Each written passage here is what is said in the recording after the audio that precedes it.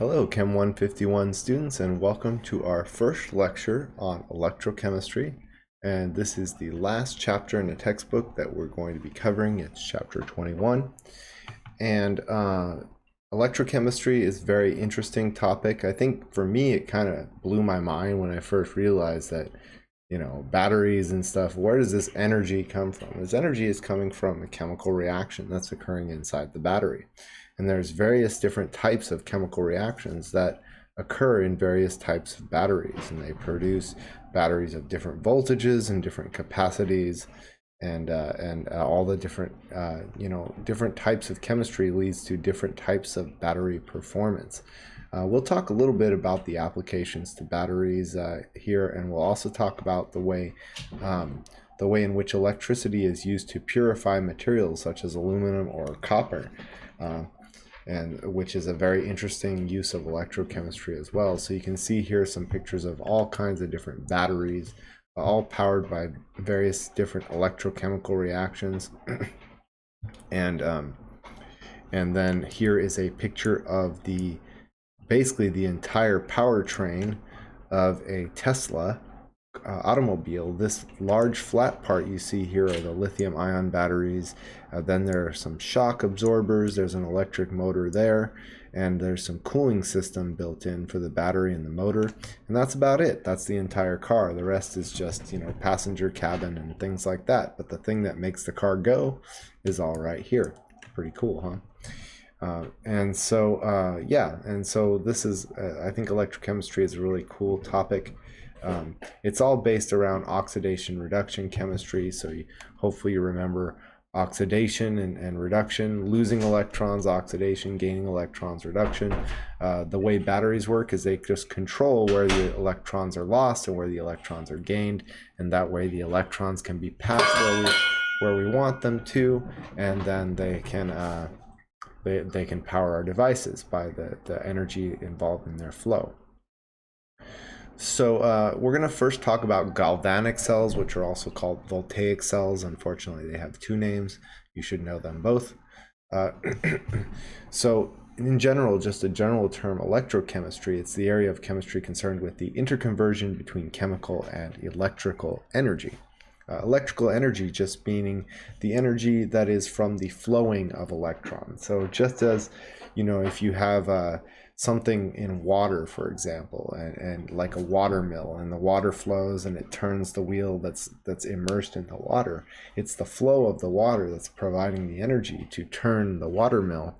In the same way, the movement of the electrons when they're flowing past provide an energy that is used to power all of our interesting electrical devices that we use.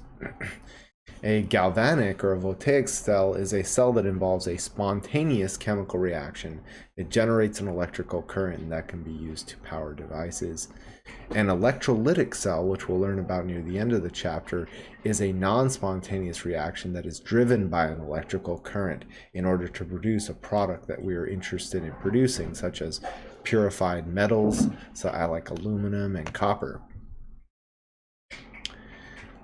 So just a little review of what happens in oxidation and reduction, which is what's the type of chemical reactions that are behind electrochemistry.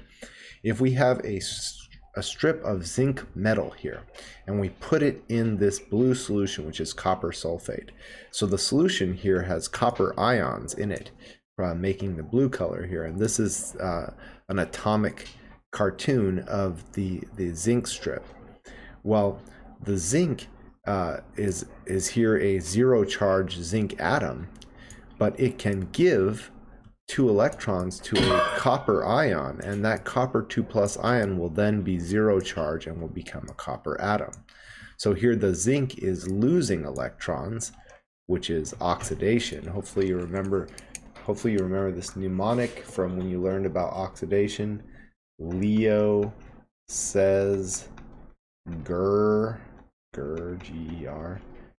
Losing electrons is oxidation. So here the zinc is losing electrons, losing 2 electrons to make zinc 2+ ion. That is oxidation.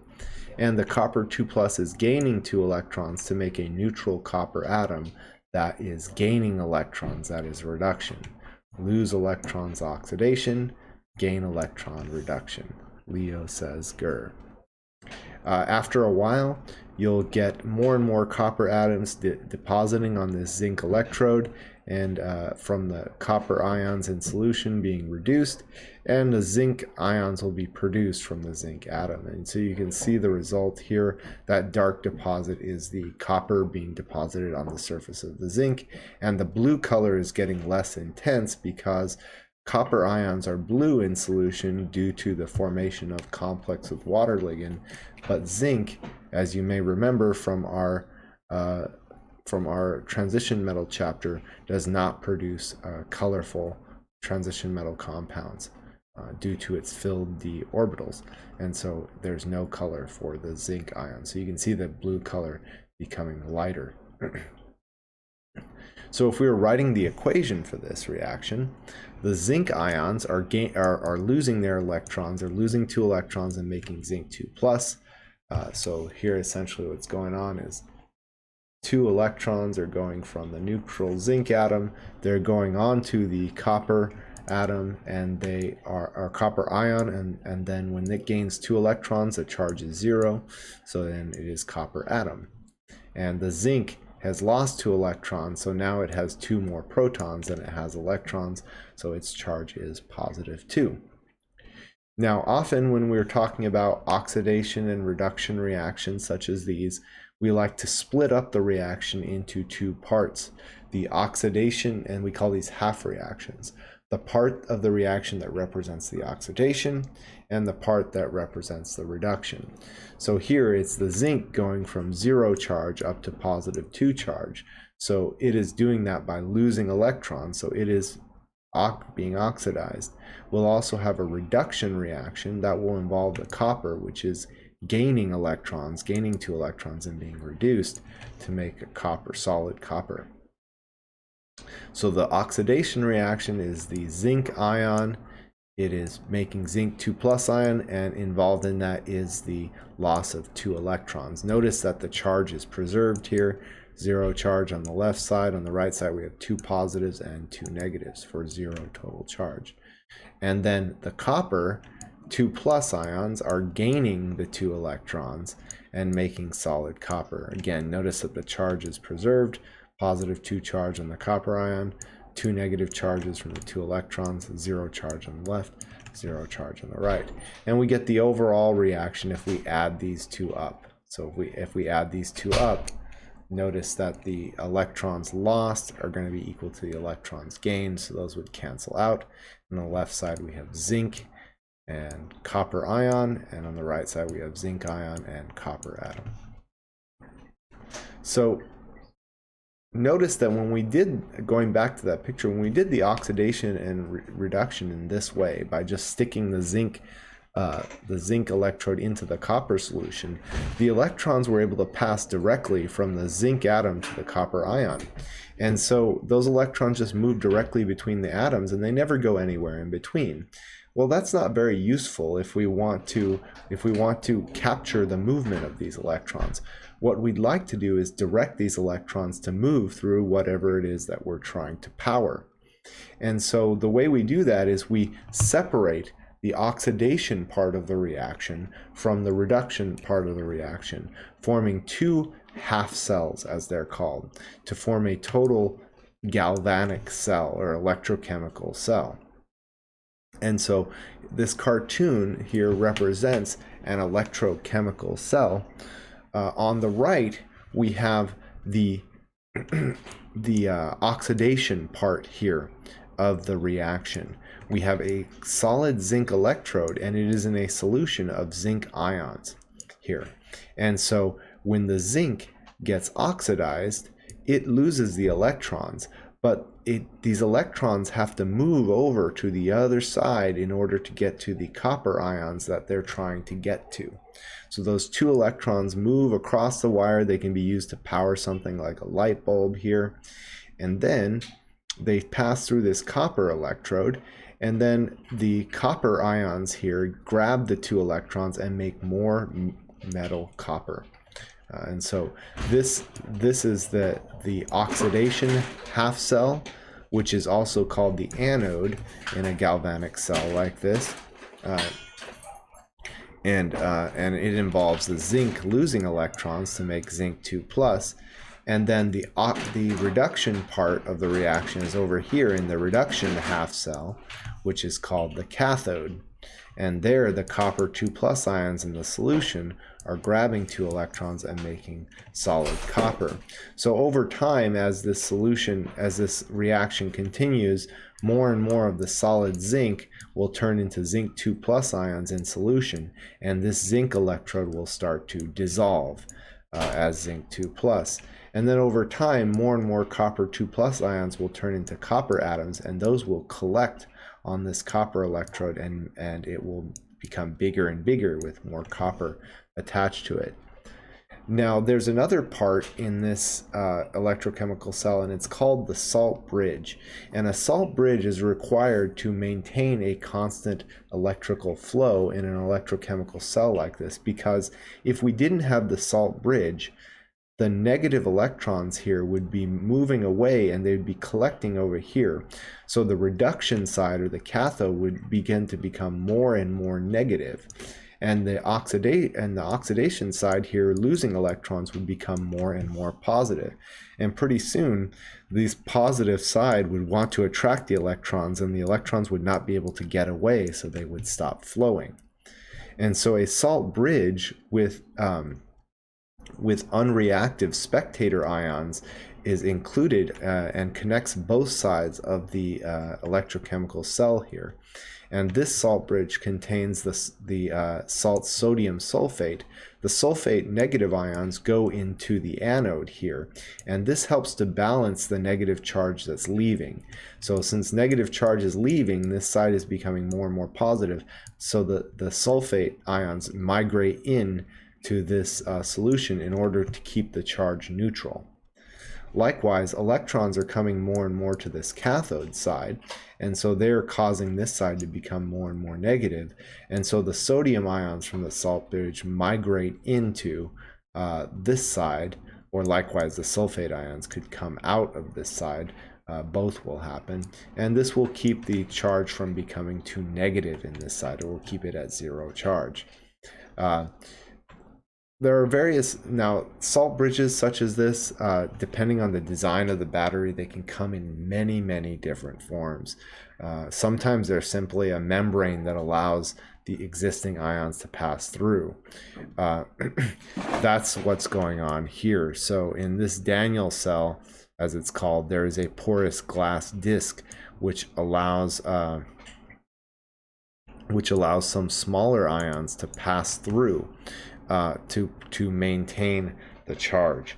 Of course, you don't want your copper ions here to pass through. You don't want the copper ions to go into the zinc solution, or the zinc ions to go into copper solution. And so only it's got to be porous and small enough pores that only the very small ions would be able to pass through here. But either way, there has to be a way to preserve a neutral charge on each side of the cell. Otherwise, the cell would quickly stop working, because there would be a large positive charge on one side and a large negative charge on the other. And if the positive charge here were too positive, the electrons would be too attracted to this positive area and wouldn't be able to get away easily, and the cell would soon stop working. And so anyway, along this path here, you'll get the movement of electrons, and you can even measure a voltage. So in this cell, you can see that in the cell where the zinc ions and the zinc strip here are the anode, and the copper ions and the copper strip here are the cathode, you get as long as they are 1 molar in concentration for zinc ions and copper ions, you will get a voltage of 1.10 volts, which is red right here. So let's break down what's happening at each of these anode and cathode. At the anode, that is the definition of anode is where the oxidation occurs. So that means electrons are being lost, the electrons are being produced and leaving this anode.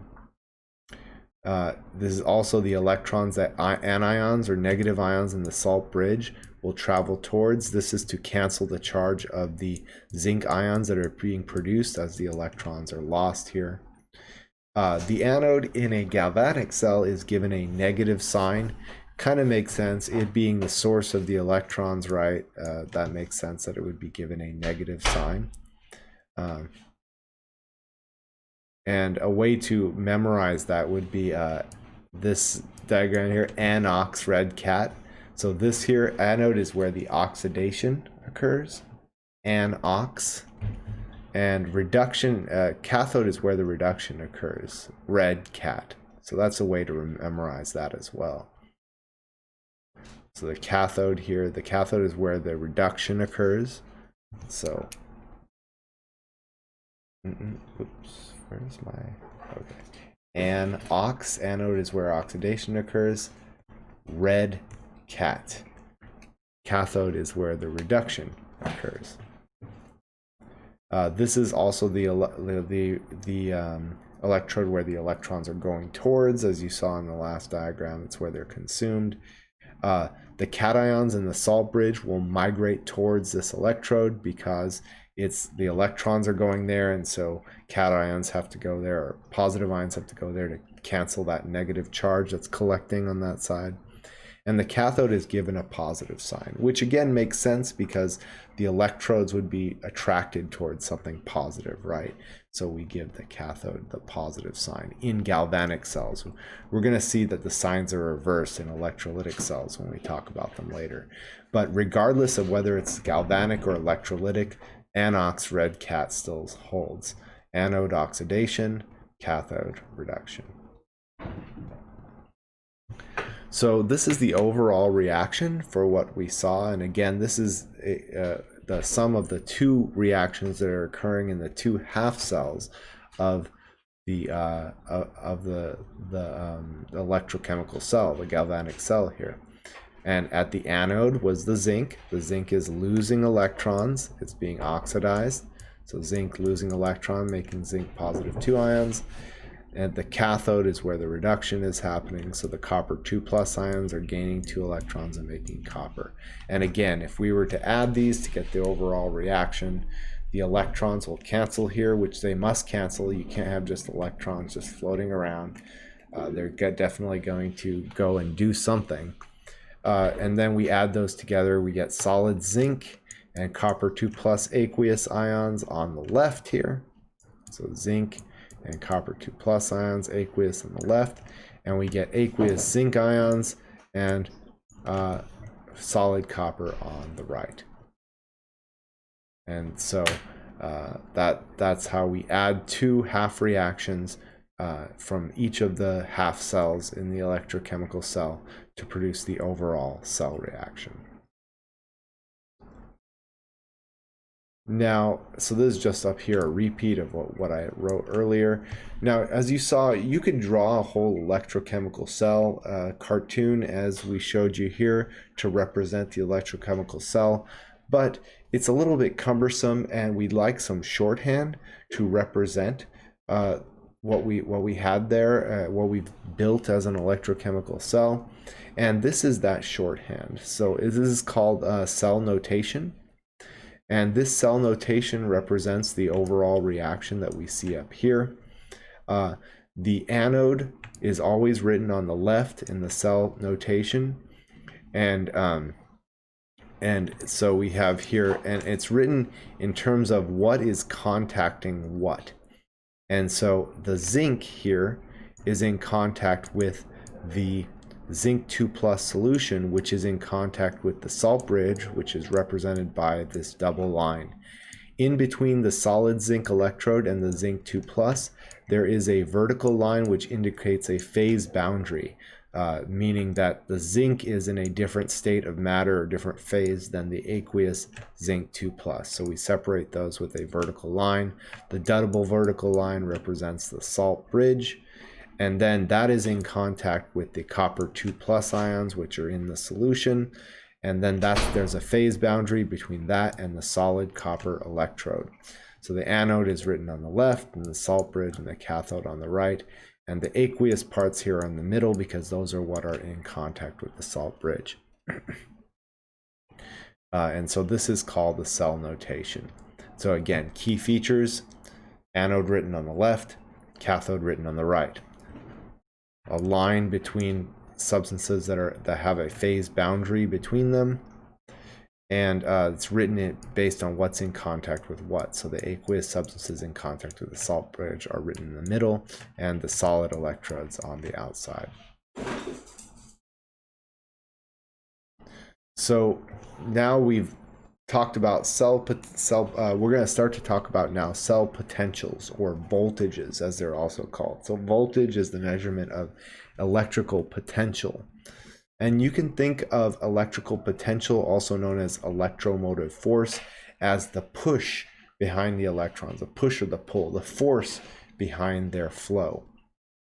It's the force that pushes the negatively charged electrons away from the anode and pulls them towards the cathode. There's a very strong analogy between the flow of electrons here and the flow of water. So if you're comparing this to the flow of electrons to the flow of water, the force would be how forcefully the water is flowing, right? And if you have water flowing forcefully, that can push a lot of things and do a lot of work. Regardless of the speed that it's flowing, the force behind it. And likewise with electrons, the force behind their push and pull, this is called a voltage, or an electromotive force, or a potential. The cell potential. It's indicated with the letter capital E. It's the cell potential, or the voltage of the cell. And voltage is, obviously measured in volts. So how is that related to energy? Well, we know energy is joules, right? And electrical potential is volts. We've got one more type of new unit here. This is called the coulomb. So joule here is, as you know, it's a unit of energy. You've used joules for quite a long time. Coulomb is the unit of electrical charge. And so it is the electrical charge, the electrical charge of 1 mole of electrons is 96,485 coulombs. Realistically, we usually use 3 sig figs, 96,500. But 1 mole of electrons has an electrical charge of 96,485 coulombs. And so coulombs is a unit of electrical charge, and voltage is a unit of electrical potential, again, or the force behind these. So the energy here is equal to the force multiplied by the amount of charge.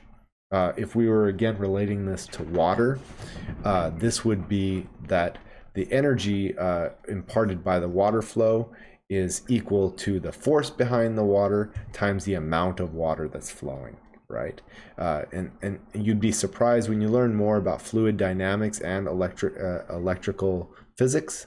You'll find that the equations used to describe water flow and electron flow are surprisingly similar.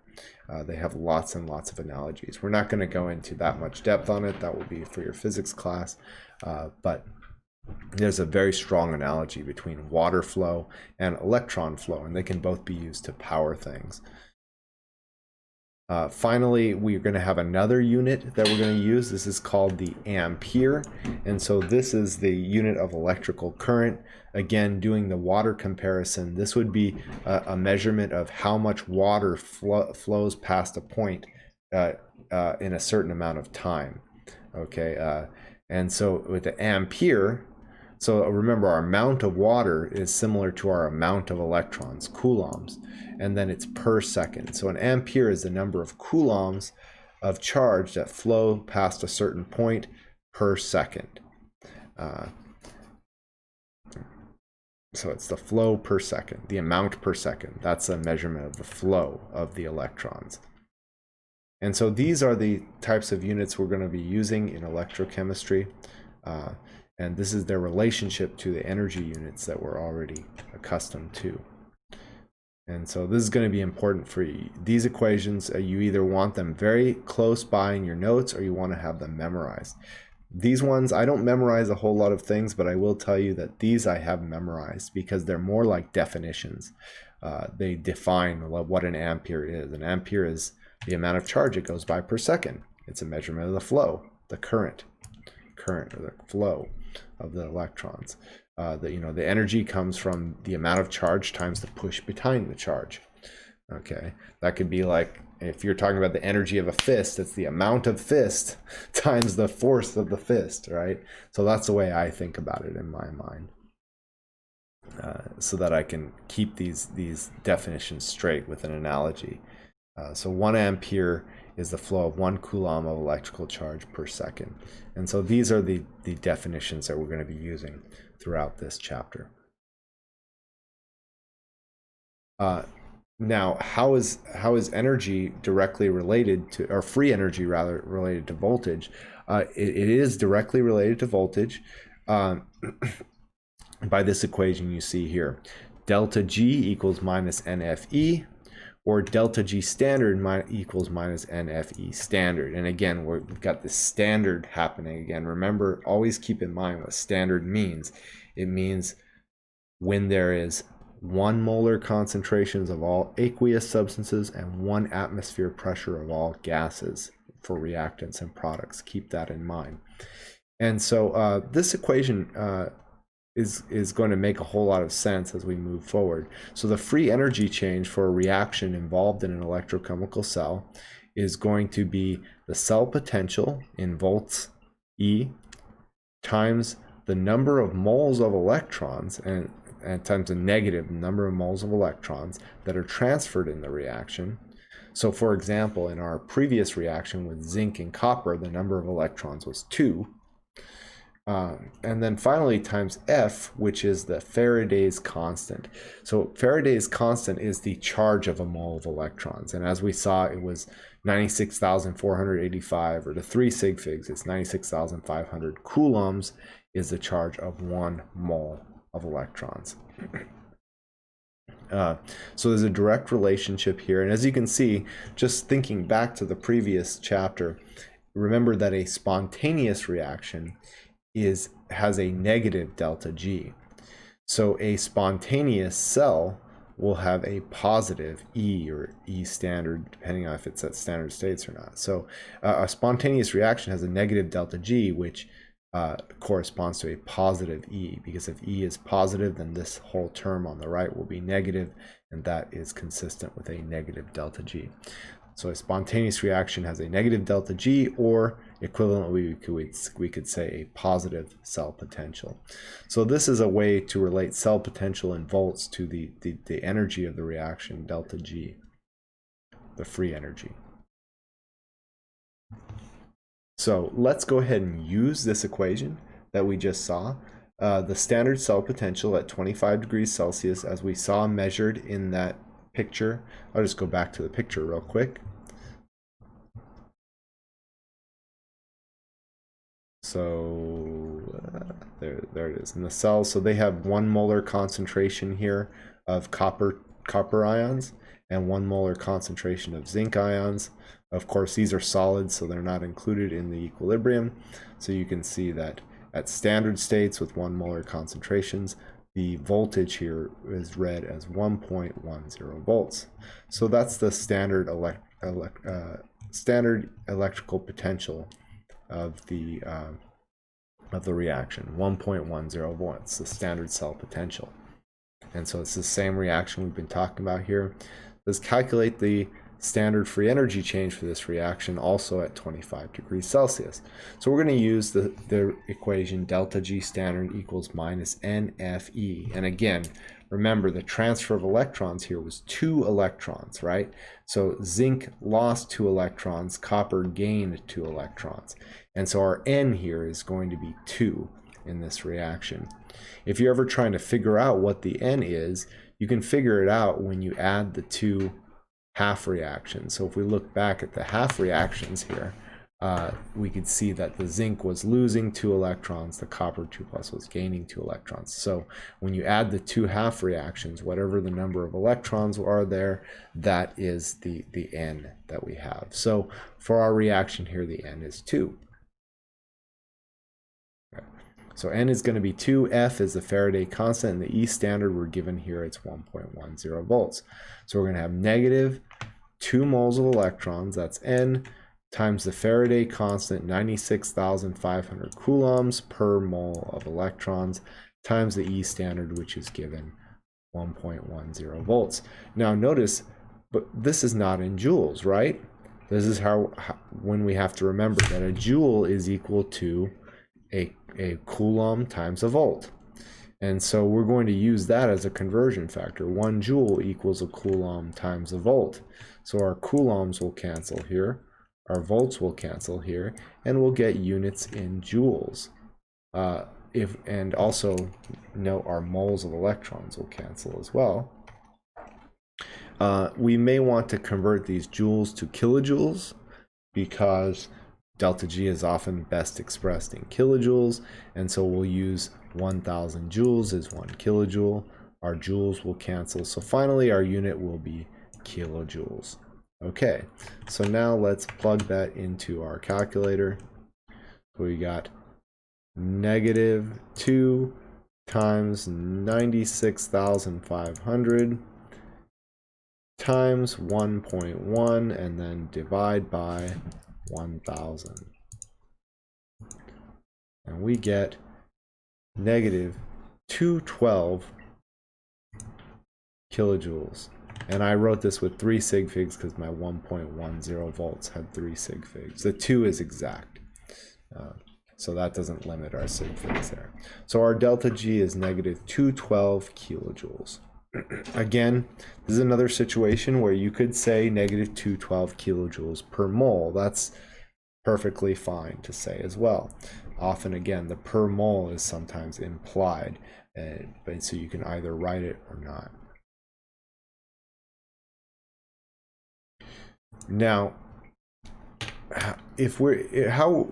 like in the last chapter on thermodynamics, we often want to figure out we wanted to figure out in the last chapter the delta G or the delta H or the delta S of a reaction, even without having to perform the reaction, right? Likewise, with cell potentials, we may want to determine what the potential of a cell would be, even if we have not constructed the cell and measured the potential or the voltage across that cell.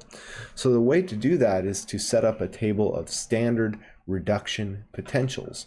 But like delta G and delta H, there's no zero value like there is for entropy. There's such a thing as zero entropy, but cell potentials are defined relative to one another.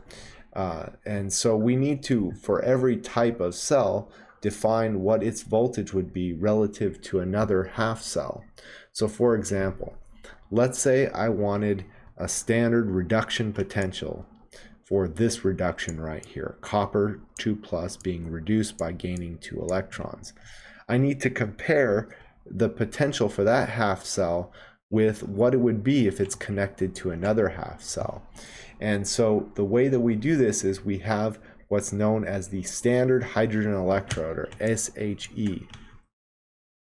And we can figure out the standard reduction potential for copper if we set up the copper and its copper 2+ solution as the cathode. And it has to be 1 molar if it's going to be standard. Remember, the concentrations have to be 1 molar for aqueous things and 1 atmosphere pressure for gases. And we connect that with an anode, which is the standard hydrogen electrode. Now, what is the standard hydrogen electrode? It is an electrode in which hydrogen gas is oxidized to hydrogen +1 ions. And so each of these hydrogen atoms loses an electron, and so you get 2 H+ ions and 2 electrons. And the way this works is, if we want this to be the standard hydrogen electrode, we're going to use hydrogen gas. The hydrogen gas has to be at 1 atmosphere, so that will be standard state. standard conditions. And also, we need the H plus concentration to be 1 molar in the solution here. And we also have a salt bridge here, as we always need for these. If we construct this cell and have 1 molar concentration of copper in a copper electrode here, and we have 1 atmosphere hydrogen gas and 1 molar H plus in the solution, then we can measure the voltage and get the standard voltage for this overall cell. Notice that obviously here we need some type of electrically conductive electrode, and so usually what's used is a piece of platinum because it's highly non-reactive. It's very unreactive, and so we can be sure that it's not going to react with anything in the solution, and that's what's going to be used to carry the charge. It's not involved in the reaction. Neither of these reactions involve platinum. It's just a surface where the electrons can be transferred and move up into the wire to go over here. Now, if we construct this cell and we measure the voltage, we find that the voltage is 0.34 volts. And we can use this to make a standard reduction potential for copper. The way we do this is we define the standard reduction and oxidation potential for the standard hydrogen electrode to be 0. We say that is 0 and everything else is compared to that. So compared to that, with copper as the cathode, the voltage here is 0.34 volts. And so we're going to say that the standard reduction potential of copper ions here in this reaction is 0.34 volts because we defined this to be 0. So going into a little more detail here, if we add these two reactions, our overall reaction is going to be hydrogen gas and copper ions reacting to make 2 hydrogen ions and copper. The way we get that is we take the anode half reaction, which was for the standard hydrogen electrode. It was, again, hydrogen gas being oxidized, losing electrons to make 2 H plus ions. The cathode reaction, the reduction, is the copper 2 plus ion was gaining 2 electrons to make copper atoms. Now notice here, whenever we add these, we need to make sure that the electrons lost are equal to the electrons gained. They are, that's good. And so those electrons cancel right here. And what we get for the overall reaction is we get hydrogen gas on the left. Whoops. I didn't want that. Oh well. Hydrogen gas on the left here and copper ions on the left. 2 hydrogen ions, aqueous on the right and copper on the right. And this is the overall reaction for the cell. And we saw that the electrical potential that we measured for this cell was 0.34 volts. So in general, we will, if we have standard reduction potentials and standard oxidation potentials, the standard potential for a cell will be the sum of the standard oxidation potential and the standard reduction potential. But what we saw here was the overall cell was 0.34 volts.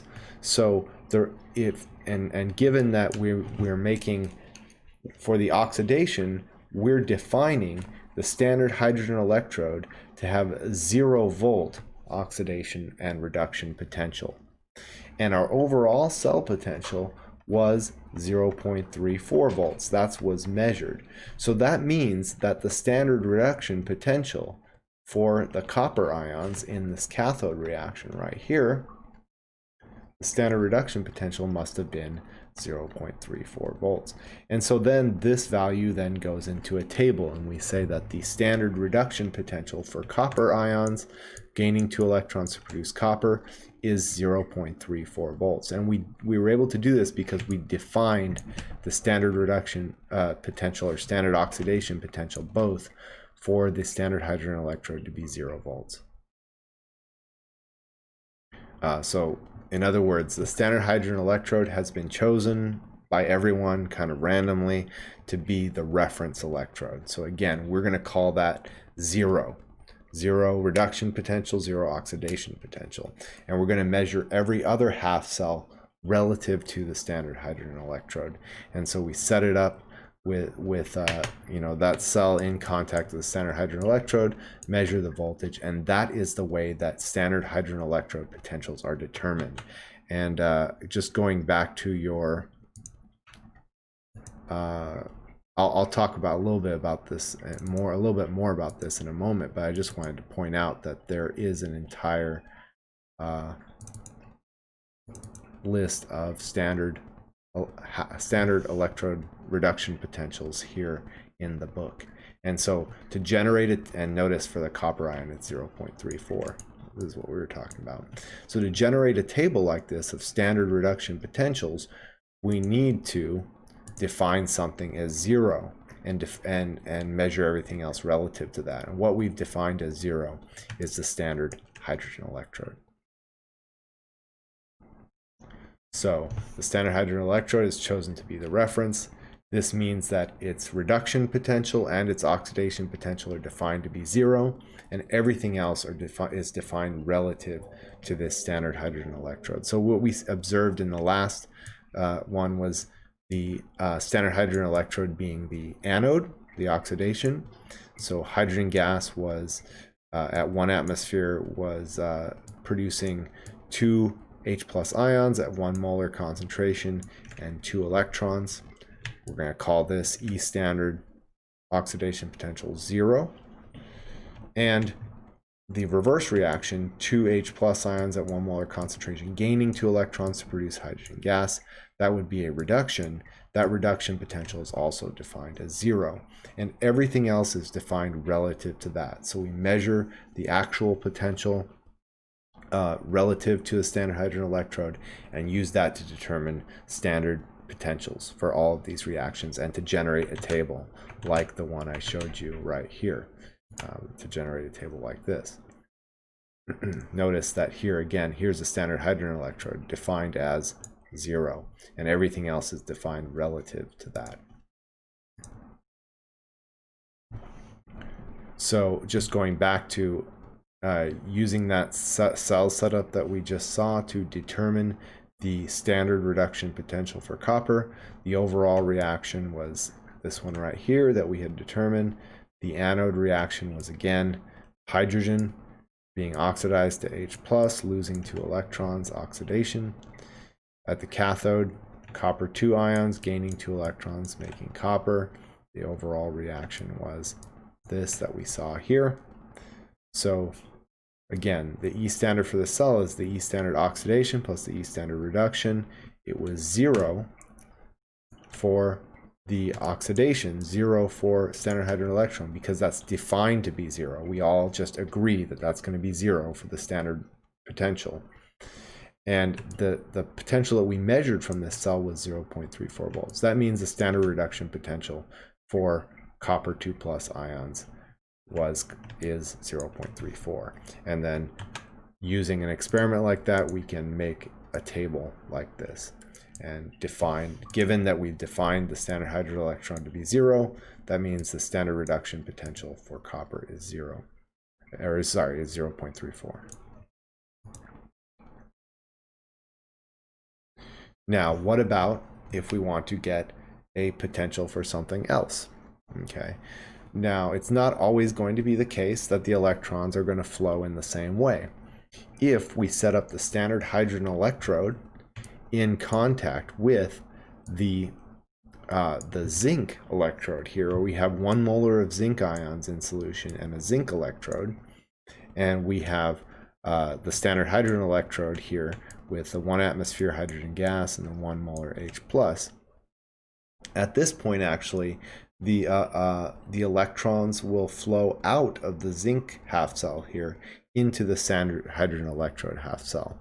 So the zinc will be the anode, and the standard hydrogen electrode will be the cathode in this setup.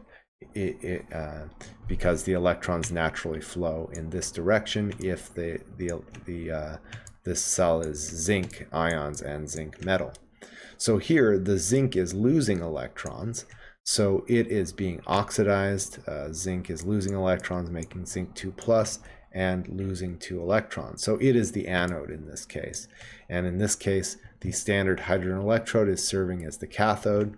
The electrons are flowing into this platinum electrode. They are reducing the H+, it's gaining 2 electrons and making hydrogen gas. So in this situation, the electrons flowed away from or towards our reference electrode and away from the other electrode.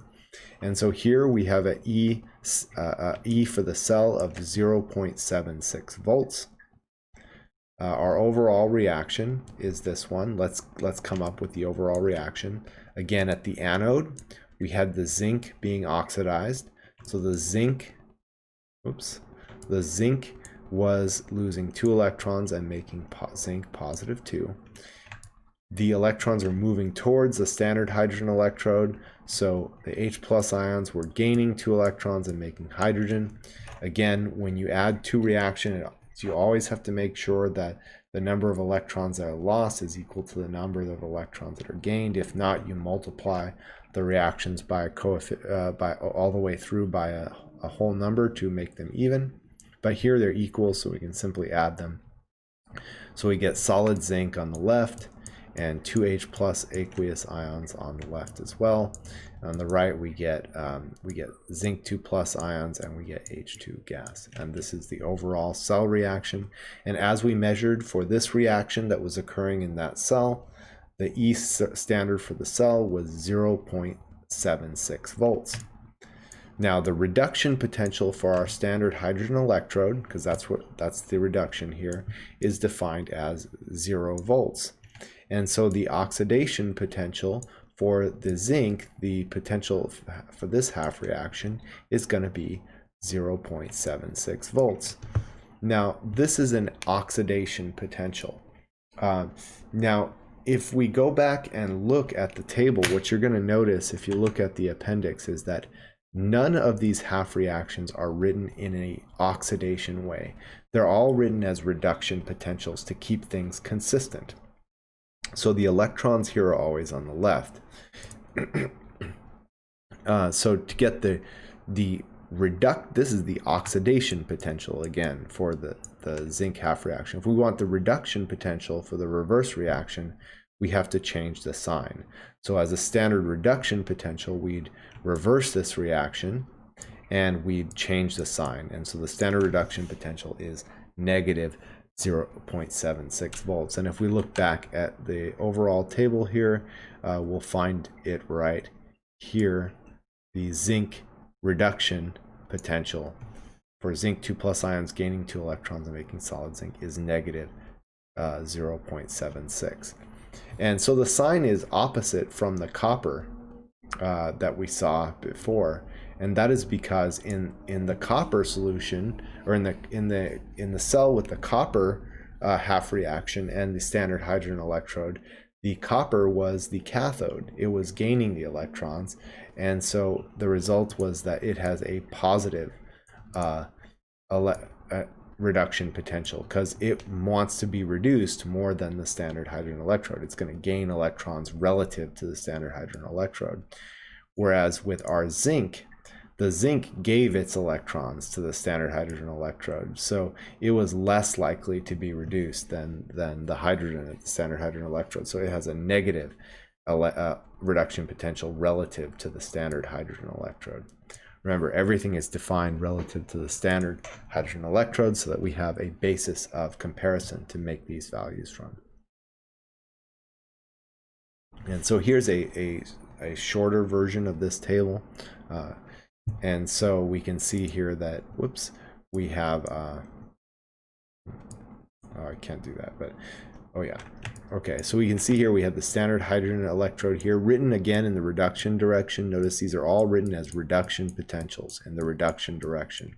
So that's why we had to reverse that oxidation equation for zinc to make it a reduction equation.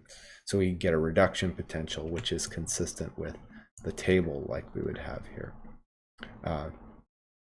And notice here that, so if the reduction potential is very high, what that means is this this substance will be very readily reduced. It will be the one accepting the electrons. Like we saw with copper, it was the one that accepted the electrons from the standard hydrogen electrode, so it had a positive standard reduction potential. Fluorine, as you know, fluorine pulls on electrons like crazy. It is a very wants to grab electrons and make fluoride ions. And so it has a very high reduction potential. What that means is the higher the reduction potential, the greater the tendency is for that substance to be reduced. And when a substance is reduced, we call that substance the oxidizing agent. I know this terminology we have to come back to. It's terrible terminology, but this is the way it goes. When a substance is reduced, it's reduced because it's gaining electrons. That means another substance is giving it electrons. So the substance that is giving electrons or losing electrons is being oxidized. The one that's gaining them is being reduced. If a substance is being reduced, we call it the oxidizing agent. So if a substance like fluoride really wants to be reduced, we say that it's a very strong oxidizing agent because it itself has a very strong tendency to be reduced. The higher the standard reduction potential, the stronger the oxidizing agent. The smaller the reduction potential, the more negative, the weaker the oxidizing agent. Likewise, for the products on this side, we can talk about them as reducing agents, basically, no, sorry, the way I said that was wrong, but fluorine is a very strong oxidizing agent, meaning it's a terrible reducing agent. It will never give up electrons, right? Lithium is a very weak oxidizing agent. So here it doesn't want to gain electrons. It very easily gives them away to make the lithium ion. It doesn't really go in this other direction. So it is a terrible oxidizing agent, but for lithium here, this would be a great reducing agent here. So fluoride would be a terrible reducing agent. Again, because this reaction really wants to go in this direction. It doesn't want to go in the reverse. However, lithium would be a great reducing agent because it wants to give up its electron very easily. This reaction will go very easily in reverse, not forward. Remember, again, E standard also is related to spontaneity, right? The more positive the E standard, the more spontaneous the reaction, as we discussed before, because remember, delta G standard equals minus NF E standard. So if the E standard here is very positive, that indicates a very negative delta G standard, and so a very spontaneous reaction. So a very large E standard indicates a very spontaneous reaction. This is very spontaneous in the forward direction. A small negative E standard indicates a non-spontaneous reaction. This reaction is not spontaneous, very spontaneous in the forward direction. It's more spontaneous in the reverse direction. Okay, and so that's the way these tables of standard reduction potentials are devised. Now, why do we devise these? Because again, to determine the E standard for a reaction, we add the reduction potential with the oxidation potential. So we can use these reduction potentials, and if we need an oxidation potential, we just reverse the sign, which is the same as reversing the reaction. And we can add these potentials and get an overall cell potential. So let's take a look at a couple of cells, half cells, adding them, and the way we would do that to get the overall cell potential. So here we're talking about the cell potential of the example cell we started with. Zinc as the solid getting oxidized to zinc 2+ ion by losing 2 electrons, copper 2+ getting reduced to copper solid by gaining 2 electrons. The E standard for this cell is what? Well, we should consider what is the oxidation that's occurring. The zinc is being oxidized to zinc 2+, it's losing 2 electrons. So then we go and then we write the oxidation half reaction. So the copper is, the reduction half reaction. The copper 2+ is being reduced to copper metal, and so here the copper 2+ is gaining 2 electrons, which is reduction, and making solid copper. So if we want the E standard for this cell, we need to add the reduction potential here, the oxidation potential here with the reduction potential here. And so the oxidation potential is going to be the reduction potential, but with the sign reversed. Again, if we go back to this table here, these are all reduction potentials, okay? So actually, oh, crap. Right here. I want to go back to this. So actually what I'm going to do is I'm going to pull up the appendix that I had right here so we can use that. Now notice the zinc reaction right here. This is the reduction potential, not the oxidation potential. If we want the oxidation potential or the reverse reaction, we change the sign here. So we put a negative of negative 0.076. So the oxidation potential is the negative of the reduction potential, which we look up on the table there. And then here is the reduction, so we just put in the reduction potential, which again, if we read it off of our appendix here, it's right here. It is positive 0.34 volts. And to get the overall E standard for the cell, we add the oxidation potential to the reduction potential. So 0.76 plus 0.34, we get a standard cell potential of 0.10 volts.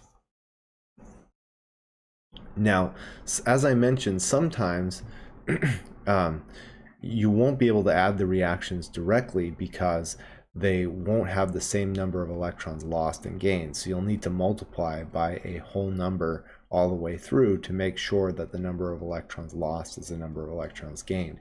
That's what's going to happen in our next reaction here.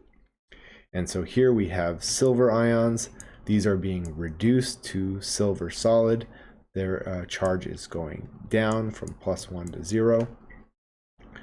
And we have copper being oxidized to copper 2+, losing 2 electrons here. And so what's the E standard for this reaction? Well, for the silver, we're going to have to multiply it by 2 because 1 electron is being gained, but for the copper reaction, 2 electrons are being lost. And so we need to make sure that the electrons lost and gained are equal. So what we do is we take the silver reaction that's gaining 1 electron to make silver, and we multiply the whole thing by 2. So we'll have 2 silvers, 2 electrons, and 2 silver ions, 2 electrons, and 2 silver atoms. However, when we look up so this is a reduction here. This is a reduction half reaction. Electrons are being gained. When we look up the reduction here for silver, going to have a very good reduction potential right here. So this is the reduction potential. It is positive 0.80. But reduction potentials are an intensive property. And what that means is they don't depend, the reduction potential is already accounting for basically how many electrons are being passed. And so it doesn't matter if you multiply the reaction by 2, that does not double the cell potential. It doesn't change the cell potential at all. Already built into the cell potential is a number of electrons that would pass. And so because it's an intensive property, you simply write the reduction potential. Although you multiplied the reaction by 2 to make 2 electrons gained for the 2 electrons lost, you do not multiply the reduction potential by 2. Then for the copper is being oxidized. So here, this was the reduction potential for copper. Now we want the oxidation potential for the reverse reaction. So that's going to be the same, but the sign will be changed because it's an oxidation potential. And so it will be negative. And then to get the overall E standard for the reaction, we add the 2 together and we get 0.46, 0.8 minus 0.34, 0.46 volts. So that's an important thing to keep in mind. In order to write the overall equation here, we had to multiply the top equation by 2 so that we'd have 2 electrons gained for our 2 electrons lost. But we do not multiply the standard cell potential or standard reduction potential by 2 because it is an intensive property. They remain unchanged when you multiply by a reaction number. And this is taken into account. It's not like delta G. So delta G, if you double the reaction coefficients, you must double the delta G or the delta H. But that's not true with E standard, because the voltage does not depend on the number of electrons. The number of electrons is independent here.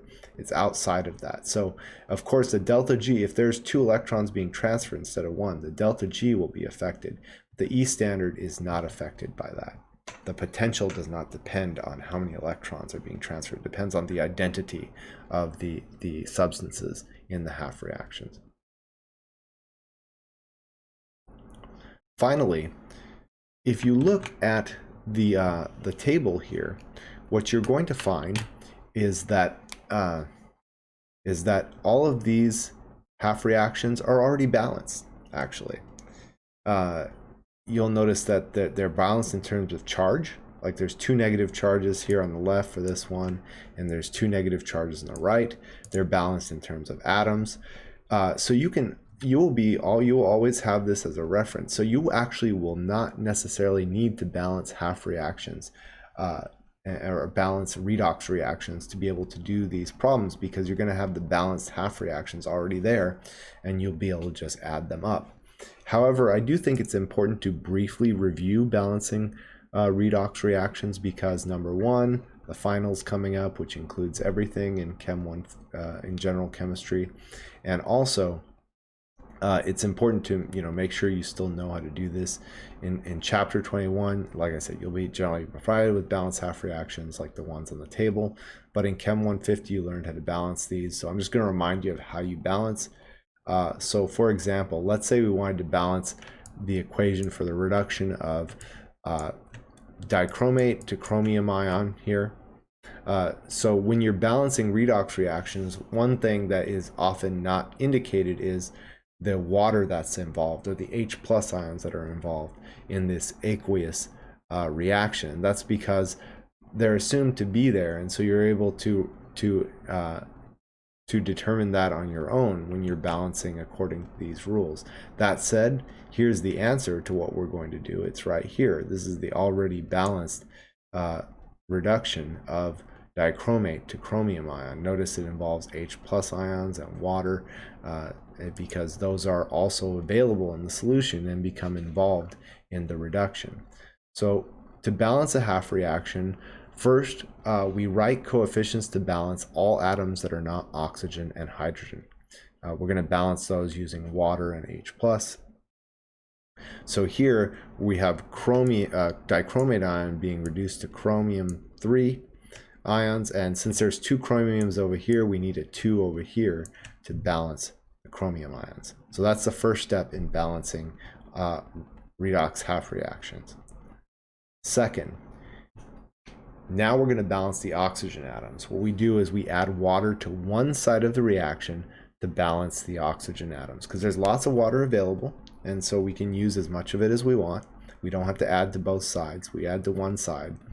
And so we're going to add 7 water molecules to the right here to balance the 7 oxygen atoms. And so there we go. Those are balanced. Next, what we're going to do is we're going to, this is the third step in balancing the oxidation reduction half reactions. We add H plus to one side to balance H atoms. And this is because we're assuming that this is occurring in an acidic solution where H plus ions are readily available.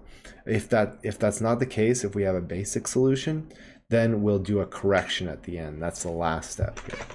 So we're going to add H plus to one side to balance the hydrogen atoms. We've got 14 hydrogen atoms on the right side, so we're going to add 14 H pluses to the left side to balance the hydrogen atoms. Okay, so next we're going to carry this forward. So this is what we had from the last slide. The fourth step in balancing these reactions is to add electrons now to one side to balance the charge. So here we've got, let's add up our charges. So we have here 14 positives. We have so we have positive 14, and then we have plus -2. So our total charge is +12 on the left side. On the right side, we have 2 times 3, so we have 2 times +3, that, and then plus 7 times 0 for the water.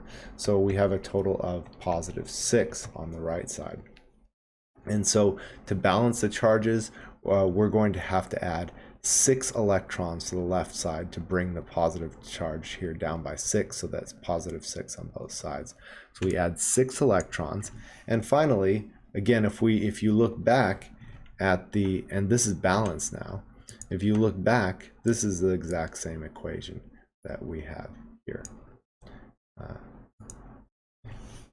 And so again, you don't usually need to balance them on your own. They're usually they're given on the table, but that's how you would do it. If this solution is acidic, you're done. If it's basic, you add hydroxide to both sides, and what you're doing is you're correcting for the fact that you don't actually have H+, you have hydroxide because it's basic. And so you're trying to neutralize all the H+ because there's not actually H+ there. You're trying to correct and say, oh, oops, there's actually hydroxide. So if this were happening in an acidic solution, we're done. If this is happening in basic solution, we'd add 14 hydroxides to both sides. And so these here will produce, these here will produce together 14 waters. And then we'll have 14 hydroxide on this side. And then the last part is to get rid of the extra water, because we got 7 waters on this side and we got 14 on this side. So what we do is subtract 7 waters from both sides. So that gets rid of this 7 waters completely, and then this brings this down to 7 waters. So in acidic solution, this is the balanced half reaction. In basic solution, this is the balanced half reaction. And that's how you balance half reactions. And then once you have balanced 2 half reactions, you add them together to get the overall reaction. Okay, and so that's the end of my discussion here for an intro to electrochemical cells and standard reduction potentials and half reactions. So it's a pretty long lecture. The next one will be a bit shorter. We're going to go into how we're going to use these reduction potentials, how we would interpret them, and also we're going to talk a little bit about actual practical battery chemistry. So I'll see you in the next lecture.